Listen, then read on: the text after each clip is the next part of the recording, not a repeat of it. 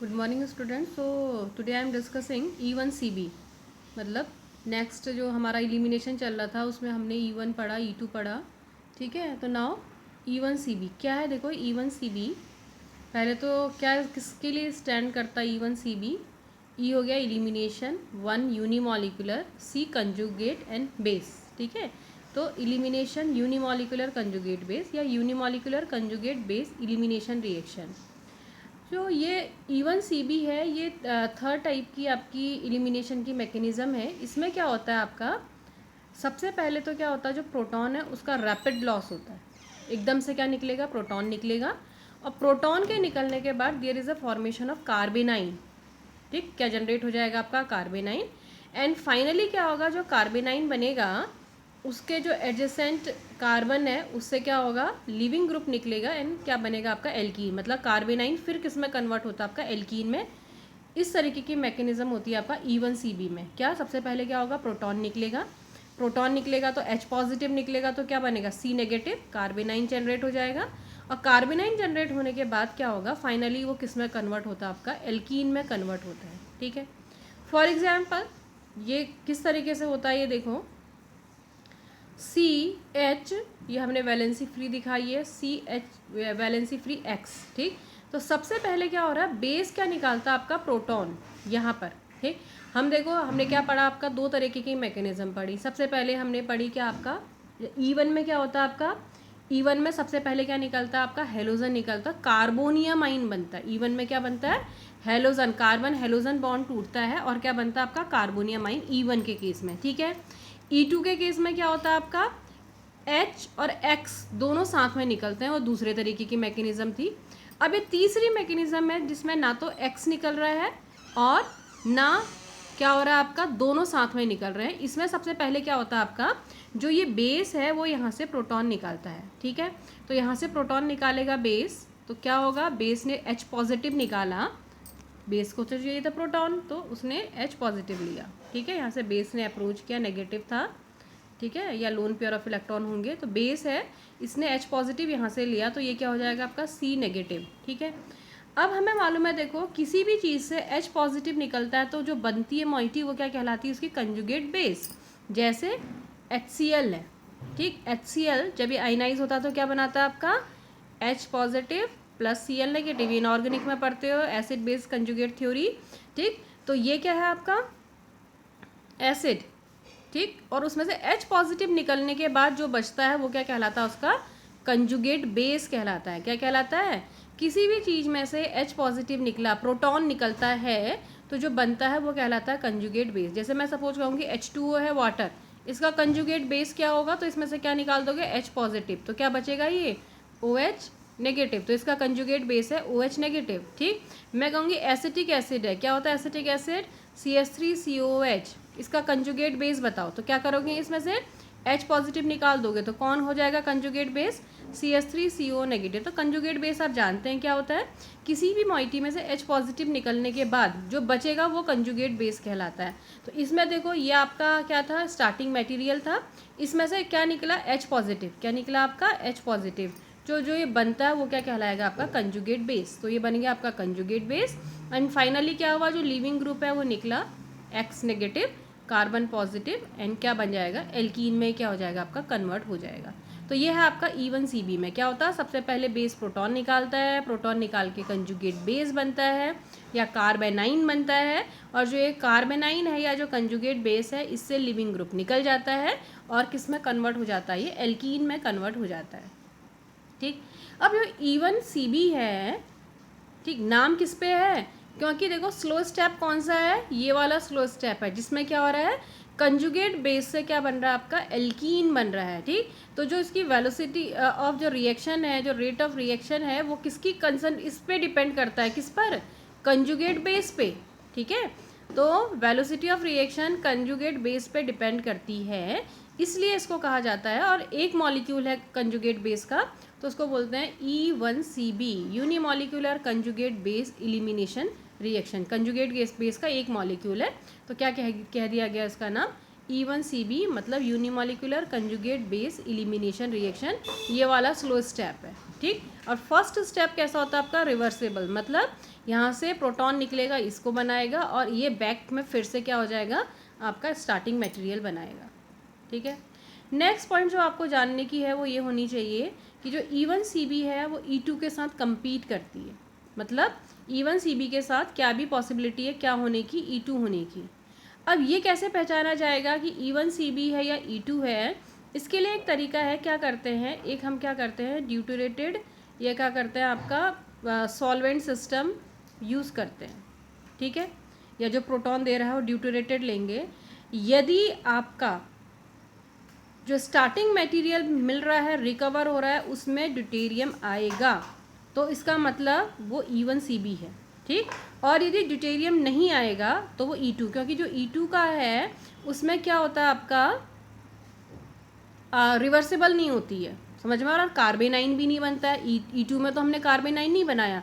E2 में क्या होता है आपका, यहाँ से हाइड्रोजन निकला, दूसरी ऐसे तो होता है, यहाँ से H निकला, यहाँ से X निकला, एंटी पेरीप्लेनर होता तो यहाँ दिखाते हैं उस कंडीशन में, तो यहाँ से H निकला, यहाँ से क्या निकला, X निकला, तो क्या हो गया, एल्कीन बन गया। तो किसका नहीं, कार्बेनाइन जनरेट नहीं होगा, किसके केस में कार्बेनाइन जनरेट नहीं होगा, E2 के केस में, लेकिन E1CB के केस में कार्बेनाइन जनरेट होता है।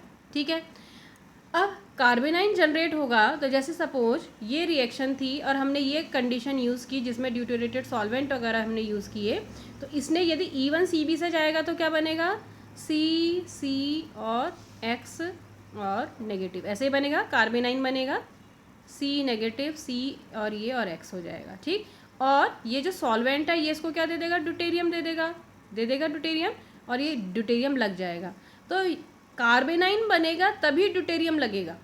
समझ में आ रहा है, ये पॉइंट समझने की बात है कि ड्यूटेरियम कब आ सकता है, ड्यूटेरियम तब आ सकता है जब कार्बन हाइड्रोजन ब्रेक होगा। यदि ये ब्रेक होगा तभी तो यहाँ पर ड्यूटेरियम के लगने की पॉसिबिलिटी होगी, लेकिन E2 में ब्रेक नहीं होता है। तो यदि E2 रिएक्शन होगी, हम ड्यूटरेटेड सॉल्वेंट यूज़ करेंगे तो हमें ड्यूटरेटेड प्रोडक्ट नहीं मिलेगा, E2 से होते हुए जाएगी तो। लेकिन यदि E1CB से होते हुए जाएगी तो जो हमारा स्टार्टिंग मटेरियल रिकवर होगा उसमें कुछ मॉलिक्यूल्स ऐसे होंगे जिसमें प्रोटॉन की जगह पर या हाइड्रोजन की जगह पर कौन सा एटम होगा, आपका हैवी एटम होगा, मतलब ड्यूटेरियम होगा। तो ये डिफ्रेंशिएट करने का मेथड है किसका, E1CB का E2 से। कैसे, E1CB होगी, ड्यूटरेटेड सॉल्वेंट यूज़ करेंगे, E1CB होगी तो स्टार्टिंग मटेरियल में ड्यूटेरियम आएगा, लेकिन यदि E2 के थ्रू रिएक्शन जाएगी तो स्टार्टिंग मटेरियल में ड्यूटेरियम नहीं आएगा, ये क्लियर होना चाहिए। ठीक है, क्यों, क्योंकि दोनों रिएक्शन compete करती हैं, दोनों सिमिलर टाइप के स्टार्टिंग मटेरियल है। तो E2 और E1CB में क्या डिफरेंस है, E1CB goes through the formation of carbanion. ठीक है, और कार्बेनाइन बन रहा है और ये रिएक्शन एक चीज़ और प्रूव कर रही है कि रिएक्शन बैक में हो रही है, रिवर्सेबल रिएक्शन है। अब सपोज रिवर्सेबल नहीं होती तो ड्यूटेरियम सॉल्वेंट है चाहे कुछ भी हो, ये फॉरवर्ड डायरेक्शन में जाती। तो पहला पॉइंट, ये जो ड्यूटेरियम हम एक्सपेरिमेंट कर रहे हैं लेबलिंग वगैरह, इससे क्या पता चल रहा है, इससे ये पता चल रहा है कि एक तो रिएक्शन बैकवर्ड डायरेक्शन में जा रही है, ये फिर से ड्यूटेरियम लेके फिर से स्टार्टिंग मटेरियल को कन्वर्ट कर रहा है, पहला पॉइंट। और ये एक ऐसे मेथड है जिससे हम E2 और E1CB में डिफ्रेंशिएट करते हैं। ठीक है, नेक्स्ट पॉइंट क्या है, देखो आपका जो E1CB है, ठीक है, वो रिएक्शन बहुत ही रेयर रिएक्शन होती है। जैसे देखो ये आपका कंपाउंड है CCl और D।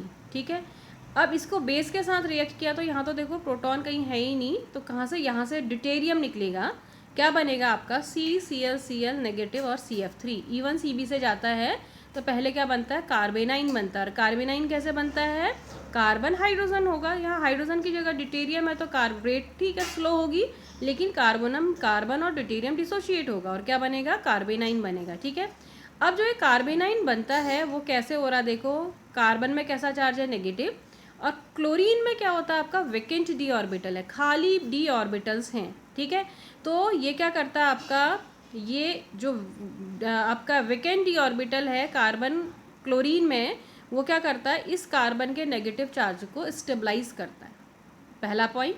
सेकेंड पॉइंट, ये किससे जुड़ा है आपका, CF3 से जुड़ा है। जो कि कैसा है, माइनस आई इफेक्ट है, ठीक है। तो ये क्या करेगा आपका, ये इलेक्ट्रॉन विड्रॉइंग ग्रुप है तो इलेक्ट्रॉन को खींचेगा, तो इसकी चार्ज डेंसिटी नेगेटिव को क्या कर देगा, कम कर देगा। तो इस वजह से क्या हो रहा है, कार्बेनाइन स्टेबलाइज हो रहा है, ठीक है। तो E1CB एक रेयर रिएक्शन है। जैसे आप काफ़ी रिएक्शन जो मोस्ट पॉपुलर कभी हम पढ़ते हैं तो हम E1 E2 पढ़ते हैं, E1CB के बहुत कम एग्जाम्पल्स हैं। क्यों, क्योंकि E1CB वहीं पर होती है जहाँ पर कार्बेनाइन जो बन रहा है वो क्या होना चाहिए, स्टेबलाइज होना चाहिए कुछ फैक्टर्स के थ्रू। समझ में आ रहा, जैसे इसमें कैसे स्टेबलाइज है, इसमें क्लोरीन से अटैच है, कार्बेनाइन क्लोरीन से अटैच है, और क्लोरीन से अटैच होने का मतलब है जो क्लोरीन का वैकेंट डी ऑर्बिटल है वो उसको स्टेबिलिटी दे रहा है, ठीक हो गया। सेकंड क्या हो रहा है, इसमें CF3 ग्रुप भी अटैच है, और जो ये CF3 ग्रुप है वो कैसा है आपका, इलेक्ट्रॉन विड्रॉइंग ग्रुप है, तो इलेक्ट्रॉन को अपनी ओर खींच रहा है, तो ये जो नेगेटिव चार्ज है उसको अपनी ओर डिस्पर्स कर दे रहा है, जिसकी वजह से जो कार्बन का चार्ज है वो कम हो जा रहा है, कम हो जा रहा है, तो क्या मिल रही है उसको, स्टेबिलिटी मिल रही है। हमने पहले भी पढ़ा है कि जो क्या होते हैं माइनस आई ग्रुप्स होते हैं वो कार्बेनाइन को क्या करते हैं, स्टेबलाइज करते हैं। समझ में आ रहा, तो इस वजह से क्या है आपका, ये एक स्टेबलाइज कार्बेनाइन है, और E1CB उन्हीं कंपाउंड्स में देखी जाती है जो क्या कर सकते हैं, आपका स्टेबलाइज कार्बेनाइन को जनरेट कर सकते हैं, उनमें मिलती है E1CB। तो ये मैंने कुछ पॉइंट्स लिखे हैं, देखो E1CB किस में जनरेट होती है, जिनमें क्या होता है, कार्बेनाइन स्टेबलाइज होना चाहिए, किसी भी फैक्टर से स्टेबल होना चाहिए, ठीक है, फर्स्ट पॉइंट। सेकेंड पॉइंट देखो, लीविंग ग्रुप क्या होना चाहिए, पुअर। क्यों, अब सपोज हमने ये रिएक्टेंट है आपका CH जो भी था ये, इसमें X माना आपका गुड लिविंग ग्रुप है, तो प्रोटॉन को निकलने से पहले लिविंग ग्रुप अच्छा है तो लिविंग ग्रुप निकल जाएगा, और लिविंग ग्रुप निकल जाएगा तो किससे जाएगी, E1 से। समझ में आ रहा, तो लिविंग ग्रुप कैसा होना चाहिए, कार्बन E1CB के लिए पुअर लिविंग ग्रुप होना चाहिए, ठीक है। अब ये क्वेश्चन आता है कि पुअर लिविंग ग्रुप होना चाहिए, अब ये बताओ भाई हॉफमैन एलिमिनेशन से जानी चाहिए या सेटजेफ से जानी चाहिए थे। हमने जिस समय सेटजेफ और हॉफमैन पढ़ा था, हॉफमैन की हमने 4 कंडीशन पढ़ी थी, ठीक है। क्या पढ़ा था, पहला यही पढ़ा था कि पुअर लिविंग ग्रुप होता है तो हॉफमैन एलिमिनेटेड प्रोडक्ट बनता है। तो क्या समझ में आ रहा, जो E1CB से जो प्रोडक्ट बनेगा वो हॉफमैन प्रोडक्ट होगा। क्यों, क्योंकि E1CB की कंडीशन ही ये है कि उसमें लिविंग ग्रुप कैसा होता है आपका, पुअर लिविंग ग्रुप होना चाहिए, ठीक है। यहाँ पर लिख दिया फिर मैंने थर्ड पॉइंट, किससे होगा एलिमिनेशन, फिर आपका हॉफमैन रूल के अकॉर्डिंग क्या होना चाहिए, आपका एलिमिनेशन होना चाहिए, ठीक। तो E1CB का 3 पॉइंट ही है। अगला क्या है आपका कि जो बेस होना चाहिए, अच्छा बेस कैसा होना चाहिए आपका, स्ट्रॉन्ग बेस होना चाहिए। क्यों, क्योंकि पहला स्टेप में काम ही क्या है, बेस का काम है, और बेस का क्या काम है, प्रोटॉन निकालना। अब हम वीक बेस ले लेंगे, वो प्रोटॉन ही नहीं निकालेगा तो कार्बेनाइन जनरेट नहीं होगा। समझ में आ रहा, तो बेस कैसा होना चाहिए आपका, स्ट्रॉन्ग बेस होना चाहिए जो इजीली प्रोटॉन को जल्दी से निकाल सके प्रोटॉन को, और प्रोटॉन निकाल के कार्बेनाइन बनाए, और वो कार्बेनाइन किसी फैक्टर के थ्रू स्टेबलाइज होने चाहिए, ठीक है। नेक्स्ट पॉइंट है कि जो बीटा हाइड्रोजन है, बीटा हाइड्रोजन मतलब जिससे X अटैच है, वो उस वाला जो हाइड्रोजन है वो एसिडिक होना चाहिए, मतलब वो ऐसा होना चाहिए जो इजीली H पॉजिटिव दे दे। समझ में आ रहा, तो क्या क्या कंडीशन है कि तो बीटा कार्बन, बीटा कौन सा होता है, जिससे लिविंग ग्रुप अटैच है वो अल्फा है, उसके बगल वाला है बीटा। पहले स्टेप में यहीं से निकलना है किसको, हाइड्रोजन को, तो ऐसा हाइड्रोजन होना चाहिए जो इजीली निकले। समझ में आ रहा, उसको बोलते हैं एसिडिक हाइड्रोजन। तो पहला point, H positive beta carbon से इजीली निकले, मतलब एसिडिक हाइड्रोजन होना चाहिए। बेस स्ट्रॉन्ग होना चाहिए क्योंकि उसको प्रोटॉन निकालना है, यदि वो वीक होगा तो प्रोटॉन नहीं निकालेगा, ठीक। इसी तरीके से क्या होता है, हॉफमैन रूल लगता है, ठीक। लिविंग ग्रुप वीक होना चाहिए, और सबसे इम्पोर्टेंट जो कार्बेनाइन होना चाहिए वो क्या होना चाहिए, आपका स्टेबलाइज होना चाहिए। तो ये था आपका कौन सी रिएक्शन, फिर आपका E1CB रिएक्शन, ठीक है। तो E1CB भी कितने स्टेप में होती है, 2 स्टेप रिएक्शन होती है। क्या इंटरमीडिएट बनता है, कार्बेनाइन इंटरमीडिएट बनता है, ठीक है। जो रेट ऑफ रिएक्शन है वैसे वो सबस्ट्रेट और बेस दोनों की कंसंट्रेशन पे डिपेंड करता है, ये भी मालूम होना चाहिए। जो रेट ऑफ रिएक्शन है, ठीक है, rate of reaction is directly proportional to concentration of substrate as well as concentration of base। समझ में आ रहा, नेक्स्ट पॉइंट, ये कैसी रिएक्शन है आपकी, क्या होना चाहिए जो ये है आपका बीटा हाइड्रोजन है वो कैसा होना चाहिए, एसिडिक होना चाहिए, स्ट्रॉन्ग बेस होना चाहिए, हॉफमैन प्रोडक्ट बनता है। इस तरीके से क्या आपको मालूम होना चाहिए कि E1CB रिएक्शन कैसी होती है। ठीक है, नेक्स्ट पॉइंट है अब आपका, तो ये था आपका E1CB। अब है नेक्स्ट आपका EI रिएक्शन या पायरोलिटिक सिन इलिमिनेशन भी कहते हैं, या क्या कहते हैं, जैसे SNI पढ़ा था ना, ऐसे ही कौन सी फिर आपका EI इलिमिनेशन, या इसको बोलते हैं इलिमिनेशन इंटरनल भी कहते हैं या इंट्रामॉलिक्यूलर भी कहते हैं। ठीक है, होता क्या है, ये एक अनदर टाइप की क्या आपका इलिमिनेशन रिएक्शन है जो किसके थ्रू होते हुए जाती है, अभी हम पढ़ेंगे, साइक्लिक ट्रांजिशन स्टेट के थ्रू होते हुए जाती है। कैसे जाती है, जिसमें जो इन्वॉल्वमेंट होता है वो किसका होता है, साइक्लिक ट्रांजिशन स्टेट का होता है। ठीक, और कैसा होता है, इसमें सिर्फ एक ही सबस्ट्रेट में होती है। किसमें होती है आपकी, एक ही सबस्ट्रेट में होती है, और 5 या 6 मेंबर्ड क्या बनेंगे आपके, साइक्लिक ट्रांजिशन स्टेट बनेंगे। क्योंकि इसमें एक ही मॉलिक्यूल में इलिमिनेशन होता है, इसलिए इसको बोलते हैं इंटरनल इलिमिनेशन, या क्या भी कहा जाता है, इंट्रामॉलिक्यूलर इलिमिनेशन भी कहा जाता है। इंटरनल इलिमिनेशन, तो इंटरनल जो इलिमिनेशन है, क्योंकि क्या होता है एक ही मॉलिक्यूल में होता है और with in a molecule elimination है, इसलिए इस तरीके का इलिमिनेशन इंट्रामॉलिक्यूलर इलिमिनेशन या इंटरनल इलिमिनेशन भी कहलाता है, या पायरोलिटिक सिन इलिमिनेशन, क्योंकि जो इसमें इलिमिनेशन होता है उसमें दो चीज़ जो निकलेंगी, ठीक है, वो क्या होती है, सेम साइड से निकलती है। ये क्या भी कहलाता है, सिन इलिमिनेशन, और किससे रिप्रेजेंट किया जाता है, E1 से रिप्रेजेंट किया जाता है। ठीक है, और E1 जो रिएक्शन है आपकी, EI रिएक्शन जो है वो एक पेरीसाइक्लिक इलिमिनेशन रिएक्शन की तरह है। ठीक है, और इसमें क्या होता है, ना तो कोई कैटलिस्ट की ज़रूरत है, ना तो एसिडिक, ना बेसिक, किसी तरीके की क्या कैटलिस्ट की ज़रूरत नहीं होती है। लेकिन क्या होता है आपका टेम्परेचर इसमें गर्म किया जाता है, इसलिए क्या कह रहे हैं, पायरोलिटिक। कैसा इलिमिनेशन है, गर्म करके किया जाता है, हीट करेंगे और मॉलिक्यूल में से कुछ निकल जाएगा, इसलिए इसको बोलते हैं पायरोलिटिक। और कैसा इलिमिनेशन होता है, सिन इलिमिनेशन, पायरोलिटिक सिन इलिमिनेशन होता है। पायरोलिटिक इसलिए कहा जाता है क्योंकि क्या किया जाता है आपका, गर्म करते हैं, लेकिन गर्म करने पर कैसे इलिमिनेशन होता है वो टेम्परेचर डिपेंडेंट होता है। हो सकता है कम टेम्परेचर लो तो दूसरे तरीके का इलिमिनेशन हो जाए, हाई टेम्परेचर लें तो कुछ और उसमें से इलिमिनेट हो सकता है। ठीक है, ये कुछ स्पेसिफिक टाइप के जो इलिमिनेशन होता है वो कुछ ही कंपाउंड्स है जिसमें इस तरीके का इलिमिनेशन देखा जाता है, जैसे कि एसीटेट्स हैं, जेंथेट्स हैं, एमीन्स ऑक्साइड है, सल्फोन ऑक्साइड्स हैं। इन तरीके के कंपाउंड में, मतलब कि स्मॉल फैमिली ऑफ कंपाउंड, इस तरीके का इलिमिनेशन शो करते हैं। ठीक है, अब पहले जो हम पढ़ रहे हैं वो है पायरोलिसिस ऑफ ईस्टर्स। यदि ईस्टर्स का पायरोलिसिस होता है तो क्या होता है, ईस्टर्स आप जानते हैं, ईस्टर क्या होगा आपका, जिसमें RCOOR-। ठीक है, इसमें क्या होता है, देखो, यदि R, जैसे ये आपका CO, ये कौन सा कार्बन है, अल्फा, और ये कौन सा आपका बीटा। ठीक है, यदि बीटा कार्बन के पास हाइड्रोजन होता है, किसके पास, O के बाद वाला कार्बन है अल्फा और ये बीटा, इसके पास हाइड्रोजन होता है, तो जब इनको क्या किया जाता है, 400 या 400 से ज़्यादा पे गर्म करते हैं, तो ये क्या हो जाता है, यहाँ से क्लीव हो जाता है और क्या बना देता है, एल्कीन बनाता है। ये कब बनाएगा एल्कीन, बीटा में हाइड्रोजन होना ज़रूरी है।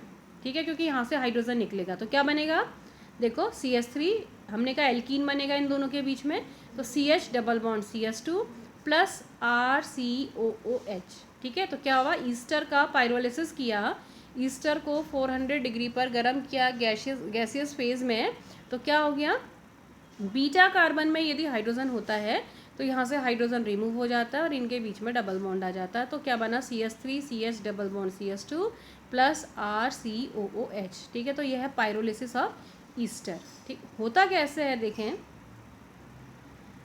जो ये देखो यह है आपका कार्बोनिल है, क्या होता है आपका कार्बोनिल, ये किसकी तरह काम करता है, बेस की तरह काम करता है। ठीक, और क्या करता है, ये जो बीटा कार्बन है उससे क्या निकालता है आपका, हाइड्रोजन को क्या करता है आपका, रिमूव करता है, उसके हाइड्रोजन पर अटैक करता है। ठीक, कौन, ये कार्बोनिल। ठीक, तो ये यहाँ अटैक कर रहा है। ठीक, तो ये वाला बॉन्ड ऑक्सीजन में चला जाएगा। ठीक है, तो ये इधर आ जाएगा और ये बॉन्ड इधर आ जाएगा, तो सीधे साधे देखो, ये वाला बॉन्ड सीधे साधे समझो, CO को यहाँ से पोलराइज करो तो सब क्लियर है। CO कैसे पोलराइज होगा, ऐसा ही होगा, ऑक्सीजन ज़्यादा इलेक्ट्रोनेगेटिव है ऑक्सीजन ज़्यादा इलेक्ट्रोनेगेटिव है तो ये ऐसे ही होना चाहिए, सब एक डायरेक्शन में जाते हैं, तो ये नेगेटिव ये पॉजिटिव बॉन्ड, ठीक। ऐसे फिर ये वाला टूटेगा, ये नेगेटिव ये पॉजिटिव बॉन्ड डबल आ जाएगा, और ये नेगेटिव ये पॉजिटिव बॉन्ड, तो क्या बन गया देखो CS2, ये CS2 ये वाला है, CS2 double bond CH single bond CS3, CS2 CH CS3, ये H निकल गया, प्लस क्या बना RC, ये डबल बॉन्ड O हो गया, आप समझ में आ रहा है, ये डबल बॉन्ड O, और ये क्या हो गया आपका OH, तो RCOOH। मैकेनिज्म कैसे जाती है, एक 6 मेंबर ट्रांजिशन स्टेट के थ्रू जाती है। तो जो कार्बोनिल है वो बेस की तरह काम करेगा, बेस है तो उसको प्रोटॉन चाहिए, यहाँ से H पॉजिटिव निकलेगा, कैसे निकलेगा, ये बॉन्ड ऐसे क्लीव होगा तब निकलेगा, यदि ये बॉन्ड ऐसे क्लीव होगा तो ये बॉन्ड ऐसे क्लीव होता है, और ये बॉन्ड ऐसे क्लीव हो गया, ठीक है। तो बीच में एक ऐसी स्टेट आएगी जहाँ पर जो बॉन्ड बनना है वो आधा बनेगा, जो टूटना है वो आधा टूटेगा। तो देखो जो ये क्लीव हो रहा है CH हाफ क्लीव हो रहा है तो आधे से दिखाएंगे, ये सिंगल की जगह डबल होगा तो ये हाफ आधे से दिखाएंगे, ये क्लीव हो रहा है C और O तो ये आधे से दिखाएंगे, यहाँ सिंगल की जगह डबल बन रहा है तो एक वो आधे से दिखाएंगे, जो न्यू फॉर्मेशन है ये डबल बॉन्ड एक क्लीव हो रहा है तो ये हाफ दिखाएंगे, और O और H के बीच में, तो ये कैसा है आपका देखो पूरी रिंग बनी है, ठीक। और कैसी है 6 मेंबर ट्रांजिशन स्टेट से जाएगा, एंड फाइनली क्या होगा, जो फॉर्मेशन होना है कंप्लीट हो जाएगा, और जो ब्रेक है ये 3 ब्रेक है और ये 3 फॉर्म है, तो जो फॉर्मेशन है कंप्लीट फॉर्मेशन हो जाएगा, और जो ब्रेक होने हैं वो कंप्लीट ब्रेक हो जाएंगे, और आपके ये आपके प्रोडक्ट बन जाएंगे।